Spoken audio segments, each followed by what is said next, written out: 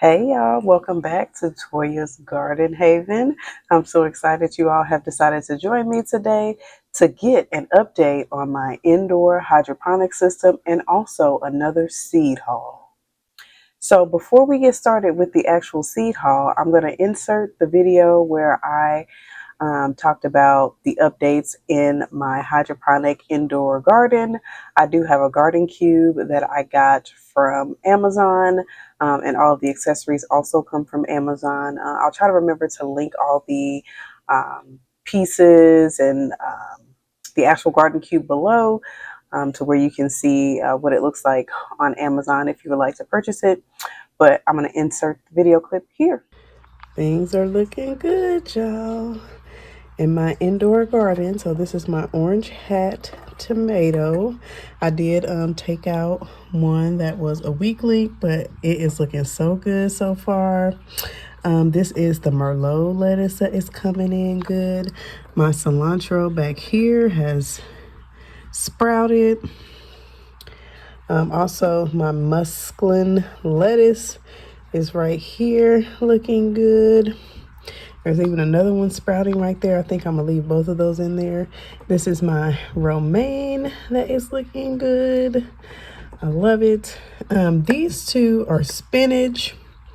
And then this is cilantro. This cilantro has not sprouted at all. So I may start over with some more cilantro in this one. Or possibly another tomato. I do have some more tomato seeds that I got. But I'm probably going to redo those spinach seeds. But that is how everything is looking. All right, now that you are all up to date with how my indoor garden is going, I want to go through a seed haul with you. Yes, part two. There will be another part as well. So this seed haul is actually from Victory Seed. I'm going to link the website to Victory Seed in the description below. But it is actually a company that is based out of Texas, and they're family owned since 1998. And they preserve cherished heirlooms while also finding new varieties. Seeds are non-GMO, and they are early signers of the Safe Seed Pledge. So definitely check them out. They have a lot of great seeds on their website, and they're pretty inexpensive for my taste. So I did get, let's see, 6, 7, 8, 9.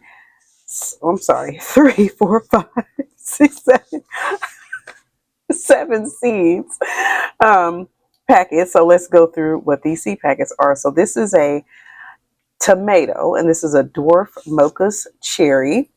And all of these all of these packets do not have pictures on them. And so I will try to put the pictures in the corner so you can see what they look like.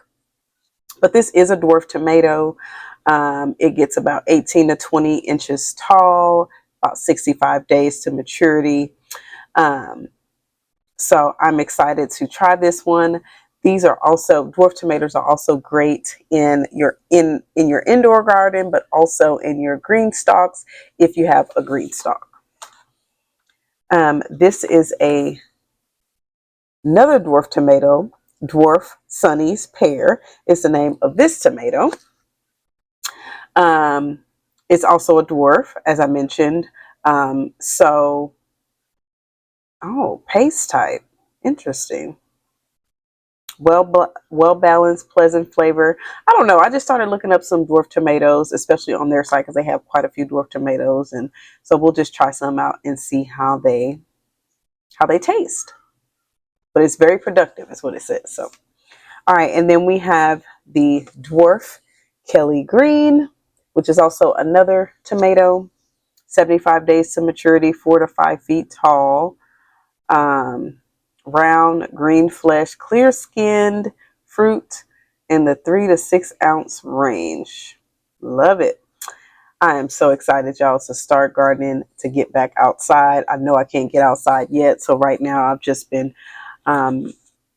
researching seeds and trying to see what I want to grow while also learning how to pressure can. I did buy a pressure canner. And then maybe I'll do a quick video or something like that on my pressure canner. But it is a Presto 23 quart pressure canner. I got another green stock. Their Black Friday sale was really good, y'all.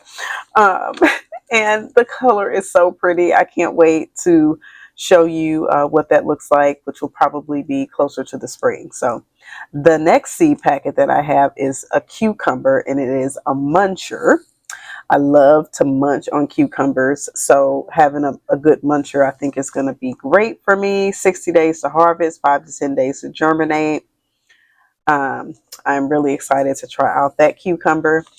Now, another one that we're trying are beets. We're not going to try the traditional red beets, though. Um, my husband has told me on several occasions that they were forced to eat beets. And so he has no interest in eating beets. Okay. So, but what I did get was the Burpee's golden beets. I heard that these are sweeter, has a milder flavor than the traditional red beet. So I'm excited to try this. It's 55 days to harvest. So yeah, we will see. And the immature leaves are green with yellow stems, and they can be used in raw salads too. So that's interesting.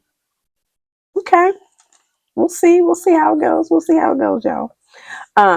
Also, I have a romaine lettuce, cimarron. I'll put that in the corner too.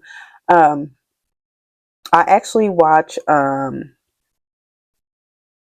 Kim's Cozy Corner, and she grows cimarron, and I've seen it, and I'm like, yes, I want to try it. So, 7 days, 70 days to harvest, which is kind of lengthy for lettuce seeds. So, but I am excited to try the cimarron, and then I have a bunching onion, just the warrior bunching onion.